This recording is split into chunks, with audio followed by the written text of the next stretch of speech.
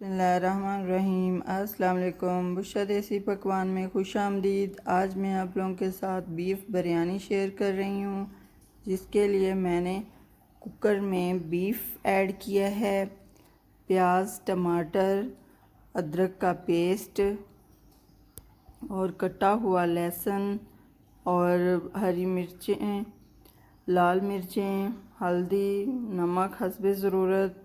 और इसको कुकर को मैं 10 से 15 मिनट तक बंद करके गोश्त को पकाऊंगी। और जब तक हमारा गोश्त अच्छे से पक नहीं जाता तब तक पकाऊंगी। तो गोश्त हमारा पक गया है, इसमें मैंने घी डाल के अच्छे से फ्राई कर लिया है और दही भी ऐड किया है। तो गोश्त हमारा अच्छे से तैयार हो गया, इसने ऑयल भी निकाल लिया है।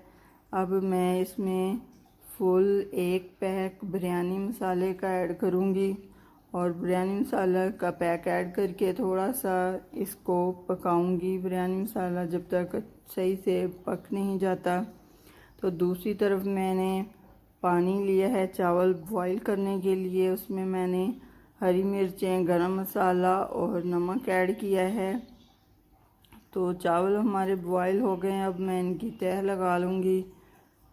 पहले मैंने चावलों की तह लगाई है, अब मैं ये सारे गोश्त की तह लगा लूँगी। उसके बाद जो हमारे बाकी के चावल बचे थे उसकी तह लगा लूँगी। अगर मेरे चैनल पर नए हैं तो सब्सक्राइब कर लें ताकि मेरी आने वाली वीडियो आप तक पहुंच सके।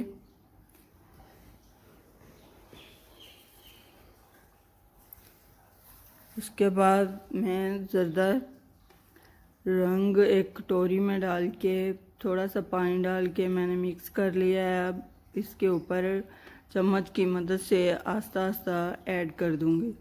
सारा मैं चम्मच की मदद से ज़र्दा कलर इसके ऊपर ऐड करूंगी। फिर गीले कपड़े के साथ इसको दम लगा दूंगी।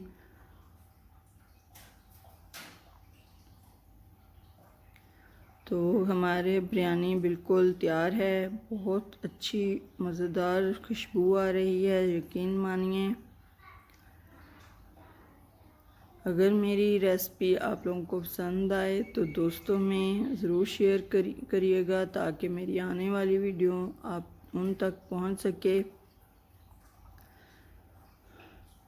तो इसको मैं अच्छी तरह मिक्स कर लूँगी, ज़्यादा नहीं करूँगी, बस हल्का सा मिक्स करूँगी। उसके बाद मैं इसको डिश आउट कर लूँगी।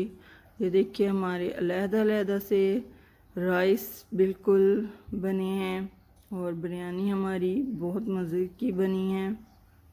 तो मेरी ये रेसिपी को ज़रूर ट्राई कीजिएगा। अगली वीडियो तक इजाज़त चाहती हूँ। अल्लाह हाफिज़।